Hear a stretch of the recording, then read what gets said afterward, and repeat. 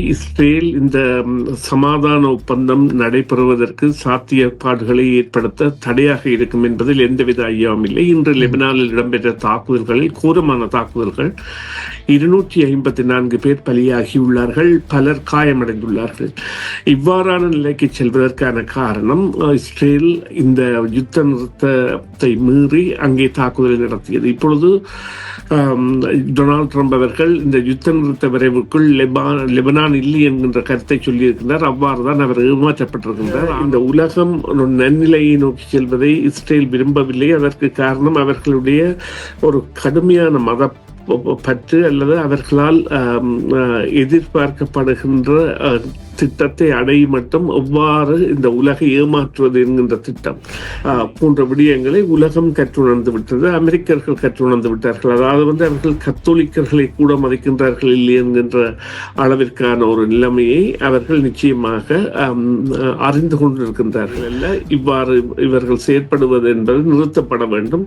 இஸ்ரேலுக்கு கடிவாளம் போடப்பட வேண்டும். அந்த கடிவாளம் என்பது அமெரிக்காவால் தான் போட முடியும். ஆனால் அது டொனால்ட் ட்ரம்பாலோ அல்லது அவரை சார்ந்தவர்களோ போட முடியுமா என்றால் இல்லை. லெபனானியர்களுக்கு எதிரான லெபனானிய நிலத்தை ஆக்கிரமிக்கின்ற லெபனானிய இறையாண்மையை மதிக்காத ஒரு தாக்குதல், லெபனான் மக்களுக்கு நிலங்களை கைப்பற்றி அந்த இடங்களை தங்களுடைய கட்டுப்பாட்டிற்குள் கொண்டு வருவதற்கான காரணம் தங்களுக்குரிய தாக்குதல்கள் அங்கிருந்து வரக்கூடாது என்பதற்காக என்பதெல்லாம் கட்டுக்கதை.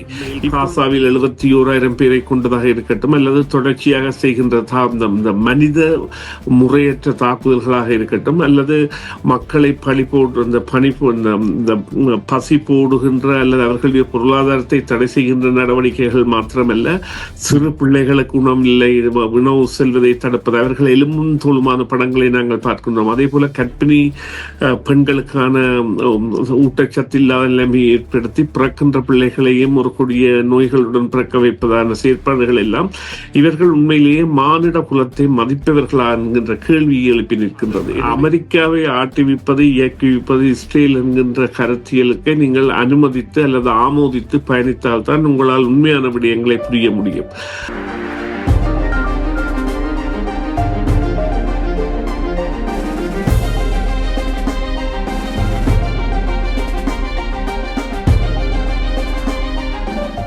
இந்திய நிகழ்ச்சியிலும் எங்களோடு இணைந்து கொண்டு தகவல்களை பகிர்ந்து கொள்கின்றார் ஆய்வாளர் சுரேஷ் தர்மா. வணக்கம் சுரேஷ் தர்மா.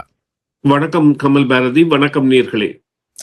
ஆமாம், ஓரளவுக்கு உலக மக்கள் அனைவருமே பெருமிச்சு விட்டார்கள். ஒரு ஒப்பந்தம் வந்திருக்கிறது, 2 கிழமை என்றாலும் ஒரு ஒப்பந்தம் வந்திருக்கிறது, ஒரு நிம்மதி பெருமிச்சு விட்டார்கள். ஆனால் அதன் முதல் நாளிலேயே பல பிரச்சனைகள் உருவாக ஆரம்பித்திருக்கின்றன. இதை பார்த்தால் ஈரான் ஒரு வரைவு திட்டத்தை வழங்கியிருந்தது, ஒரு சில நிபந்தனைகளை வழங்கியிருந்தது. அவர்கள் கூற்றின்படி பார்த்தால் அது நியாயமாகத்தான் இருக்கிறது. அந்த கூட்டிலே முதல் நாளிலேயே அது மீறப்பட்டிருக்கிறது. லெபனான் பக்கத்திலே அது மீறப்பட்டிருக்கிறது. இதை பற்றி நீங்கள் என்ன நினைக்கிறீர்கள்? நிச்சயமாக நாங்கள் ஏற்கனவே அனுமானித்தபடி இஸ்ரேல் இந்த சமாதான ஒப்பந்தம் நடைபெறுவதற்கு சாத்தியப்பாடுகளை ஏற்படுத்த தடையாக இருக்கும் என்பதில் எந்தவித ஐயமும் இல்லை. இன்று லெபனானில் இடம்பெற்ற தாக்குதல்களில் கோரமான தாக்குதல்கள் 254 பேர் பலியாகியுள்ளார்கள், பலர் காயமடைந்துள்ளார்கள்.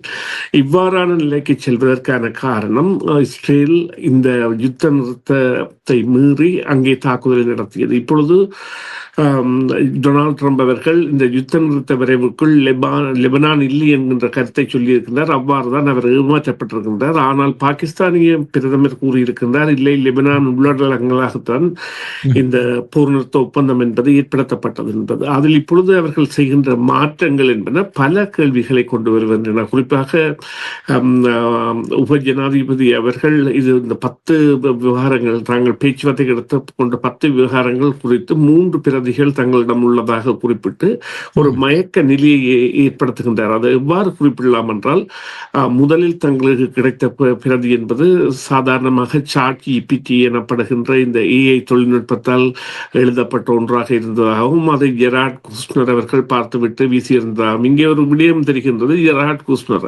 அமெரிக்க அரசாங்கத்தை விட டொனால்ட் ட்ரம்பின் மருமகனாக இருக்கின்ற ஜெராட் குஷ்னர் இந்த விடயங்களில் பங்கு பெற்றுகின்றார் என்பது. அவர் ஒரு யூதர், அவர் ஒரு இஸ்ரேலியன் நாட்டு பிரஜை என்பதை விட இஸ்ரேலிய அமெரிக்கர், இரண்டு நாடுகளுக்கும் சொந்தமானவர்.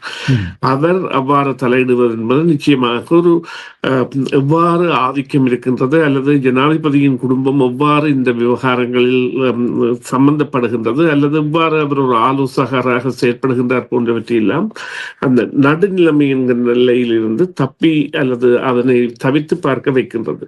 இருந்த பொழுதிலும் அவ்வாறாகத்தான் பிரதிகள் அமைந்திருந்தால் கூட ஒரு யுத்த நிறுத்தம் என்பதன் பொழுது அந்த யுத்த நிறுத்தம் என்பது நிச்சயமாக 3 இடங்களையும் சார்ந்ததாகத்தான் இருக்க வேண்டும். குறிப்பாக ஈரான், மற்றது லெபனான், மற்றது யெமன், அந்த குர்திஸ் இருக்கின்ற யெமன் என்கின்ற இடம். என்றால் 3 பக்கமும் இருந்து இஸ்ரேலுக்கு தாக்குதல்கள் வந்து கொண்டிருந்தன. இப்பொழுது அந்த தாக்குதல்கள் இல்லை. எனவே இவ்வாறாக இந்த உலகம் நன்னிலையை நோக்கி செல்வதை இஸ்ரேல் விரும்பவில்லை. அதற்கு காரணம் அவர்களுடைய ஒரு கடுமையான மத பற்று அல்லது அவர்களால் எதிர்பார்க்கப்படுகின்ற திட்டத்தை அடையும் மட்டும் எவ்வாறு இந்த உலகை ஏமாற்றுவது என்கின்ற திட்டம். இந்த 2 திட்டத்தின் அடிப்படையிலும் அவர்கள் செயற்படுகின்றபடியால் அவர்களால் இவ்வாறான கோபமூட்டல்களை அல்லது ஏமாற்றுதல்களை செய்ய முடிகின்றது. இப்பொழுது ஜனாதிபதி டொனால்ட் ட்ரம்புடன் பெஞ்சமின் நெத்தன்யாகு அல்லது அவருடைய மருமகன் ஜெராட் குஷ்னரோ கதைக்கும் பொழுது, இல்லை நாங்கள் இந்த லெபனானை உள்ளடக்கவில்லை, அவர்கள் லெபனானில் தாக்குதலை தொடரட்டும் என்றால், அல்லது அவர்கள் கூட நாளைக்கு ஒரு பிரச்சனையாக வருவார்கள், பாரிய படையாக வளர்ந்து விடுவார்கள் என்று. எனவே அனைவரும் எதிர்பார்த்தபடி நாட்களை வாங்குவதற்காகவும் மீள ஆயத்தப்படுத்துவதற்காகவும் அமெரிக்கா இந்த காலத்தை பயன்படுத்துகின்ற ஒரு நிலையை இஸ்ரேல் அனுமதிக்கின்றது. ஆனால் தாங்கள் இதில் சம்பந்தம் இல்லை என்கின்ற நிலையை அவர்கள் ஏற்படுத்த முயல்கின்றார்கள். இது நிச்சயமாக இஸ்ரேலை புறந்தள்ளி வைக்கின்ற நடவடிக்கைக்கு மத்திய கிழக்கு ஒரு அணியாக திரள்வதற்கான ஒரு வழியை கூட ஏற்படுத்தும் சந்தர்ப்பம் இருக்கின்றது என்றால், அவ்வாறான ஒரு நிலைமை ஏற்பட்டால்தான் இந்த நிலைமைகள் மாறுதல் அடையும் என்று சொன்னால், முந்தைய காலங்களில் இவ்வாறான தாக்குதல்களின் பொழுது மௌனமாக அவற்றை பார்ப்பதவர்களாகவே இருந்து வந்தோம். ஆனால் இப்பொழுது அப்படி அல்ல. இப்பொழுது அவர்கள் கூட ஒரு தங்களுடைய நிகழ்ச்சி நிரலை வைத்திருக்கின்றார்கள், ஒரு மயக்க நிலையில் தாக்குதல்களை செய்கின்றார்கள் போன்ற விடயங்களை உலகம் கற்றுணர்ந்து விட்டது. அமெரிக்கர்கள் கற்றுணர்ந்து விட்டார்கள். அதாவது அவர்கள் கத்தோலிக்கர்களை கூட மதிக்கின்றார்கள் இல்லை என்கின்ற அளவிற்கான ஒரு நிலைமையை அவர்கள் நிச்சயமாக அறிந்து கொண்டிருக்கின்றார்கள். இவ்வாறான நிலையில் இது நிச்சயமாக ஒரு வரவேற்கத்தக்க செயல் அல்ல. இவ்வாறு இவர்கள் செயற்படுவது என்பது நிறுத்தப்பட வேண்டும்.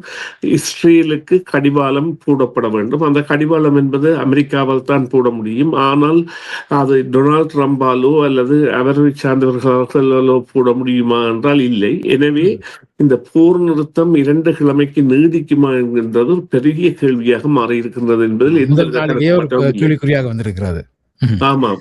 நீங்கள் குறிப்பிடுவது போல ஒரு விடயம் இருக்கிறது. இப்ப ஒரு இஸ்ரேலை பொறுத்தவரையில் இது ஒரு சதித்திட்டமாக கூட இருக்கலாம். காரணம், அவர்கள் பல முனைகளிலுமே அந்த யுத்தத்தை வியாபித்திருக்கிறார்கள். சிரியா மீது, ஈராக் மீது, ஈரான் மீது, ஹெஸ்புல்லா மீது என்று லெபனான் மீது பல பகுதிகளுமே வியாபித்திருக்கிறார்கள். இதிலே ஒரு பகுதியை ஓரளவுக்கு நிறுத்திவிட்டு மற்ற பகுதியோடு அவர்களுடைய போரை தொடரலாம் என்பது ஒரு குறிக்கோளாக இருக்கலாமா? இல்லை, அவர்கள் அவ்வாறான ஒரு நிலைக்கு செல்வது கோபமூட்டுதலை மேற்கொள்ளுதல். இப்பொழுது கோபமூட்டுதலை மேற்கொள்ளுதல் மூலம் மீண்டும் ஈரானை சினப்படுத்தலாம், அங்கே மக்களுக்கிடையே ஏற்பட்டுள்ள மகிழ்ச்சியை குறைக்கலாம். மற்றும் இந்த ஹிஸ்புல்லாவிற்கு எதிரான தாக்குதல் இல்லை, இது லெபனானியர்களுக்கு எதிரான, லெபனானிய நிலத்தை ஆக்கிரமிக்கின்ற, லெபனானிய இறையாண்மையை மதிக்காத ஒரு தாக்குதல். லெபனான் மக்களுக்கு உரிய நிலங்களை கைப்பற்றி அந்த இடங்களை தங்களுடைய கட்டுப்பாட்டிற்குள் கொண்டு வருவதற்கு காரணம் தங்களுக்குரிய தாக்குதல்கள் அங்கிருந்து வரக்கூடாது என்பதற்காக என்பதெல்லாம் கட்டுக்கதை. இப்பொழுது தாக்குதல்கள் என்பன 2000-3000 மைல்களுக்கு அப்பால் இருந்துதான் நடத்தப்படுகின்ற தாக்குதல்கள் என்பதைத்தான் இந்த ஏவுகணை விவகாரங்கள் காட்டி நிற்கின்றன. அவ்வாறாக இருக்கின்ற பொழுது இந்த கைப்படுத்தல் என்பது தங்களுடைய ஆசை அல்லது தங்களுடைய நிலமாக கடந்த 4000 வருடங்களுக்கு முதல் எந்த ஒரு நிலம் இருந்ததோ அதை ஏற்பதாக இருக்கட்டும், அல்லது இப்பொழுது கிறிஸ்துவுக்கு பின் நாங்கள் 2026 ஆண்டில் இருக்கின்றோம். இந்த 2026 ஆண்டுகளாக தாங்கள் தான் பாதிக்கப்பட்ட இனம், தாங்கள் தான் பரிதாபப்பட்டவர்கள் என்ற அணுகுரலை காட்டிவிட்டு அண்மையில் காசாவில் 71,000 பேரை கொண்டதாக இருக்கட்டும், அல்லது தொடர்ச்சியாக செய்கின்ற இந்த மனித முறையற்ற தாக்குதல்களாக இருக்கட்டும், அல்லது மக்களை இந்த பசி போடுகின்ற அல்லது அவர்களுடைய பொருளாதாரத்தை தடை செய்கின்ற நடவடிக்கைகள் மாத்திரமல்ல, சிறு பிள்ளைகளுக்கு உணவு செல்வதை தடுப்பது, அவர்கள் எலும்பும் தோலுமான படங்களை நாங்கள் பார்க்கின்றோம். அதே போல கர்ப்பிணி பெண்களுக்கான ஊட்டச்சத்து இல்லாத நிலைமையை ஏற்படுத்தி பிறக்கின்ற பிள்ளைகளையும் ஒரு கொடிய நோய்களுடன் பிறக்க வைப்பதான செயற்பாடுகள் எல்லாம் இவர்கள் உண்மையிலேயே மானிட குலத்தை மதிப்பவர்களா என்கின்ற கேள்வியை எழுப்பி நிற்கின்றது. எனவே இது ஒரு பக்க தாக்குதல் இல்லை. அவர்களுடைய திட்டத்தின்படி இவ்வாறு கோபமூட்டி இந்த தாக்குதலை மேற்கொண்டால் மற்ற நாடுகளும் இந்த போரில் இணையும் என்று. ஆனால் இவர்கள் எதிர்பார்ப்பதற்கு மாறாக சில வேளைகளில் ஈரான் சார்பாக சீனாவோ ரஷ்யாவோ இணையமாக இருந்தால் இவர்கள் நினைக்கின்ற மாதிரி இந்த போர் முடியாது. அது பல ஆண்டுகளுக்கு நீண்டு செல்லும். இவர்களுடைய நிலங்களை கூட இஸ்ரேல் இழக்க வேண்டி வரும். என்று சொன்னால் அமெரிக்கா இஸ்ரேல் வாழ்வதற்கான இஸ்ரேல் ஒரு பணக்கார நாடு, அவர்கள் தன்னிறைவு கண்ட நாடு, அணு ஆயுதங்களை கொண்ட நாடு இருந்த பொழுதும் அமெரிக்கா வருடாந்தம் அவர்கள் வாழ்வியலுக்காக பணத்தை கூட கொடுத்து கொண்டிருக்கிறது, உதவித்தொகை கூட. அது கூட ஒரு மத பிடிப்பு, அதாவது யூத மதத்தின் ஒரு வழிபிறப்பாக இயேசு கிறிஸ்து பிறந்தார் என்கின்ற காரணத்தால் அவ்வாறான ஒரு மத பிடிப்பு தான் காரணம். ஆனால் இருந்த பொழுது அவ்வாறான நிலைமையெல்லாம் தேவையில்லை என்பதை இப்பொழுது நிலைமைகள் காட்டி வருகின்றன. அவை சில வேளைகளில் பல மாறுதல்களை ஏற்படுத்தலாம் என்றால் அமெரிக்கர்களிடையே அவ்வாறான ஒரு கசப்புணர்வு ஏற்பட்டுள்ளது என்பதில் எந்தவித கருத்து வேறுபாட்டுக்கும் இடமில்லை.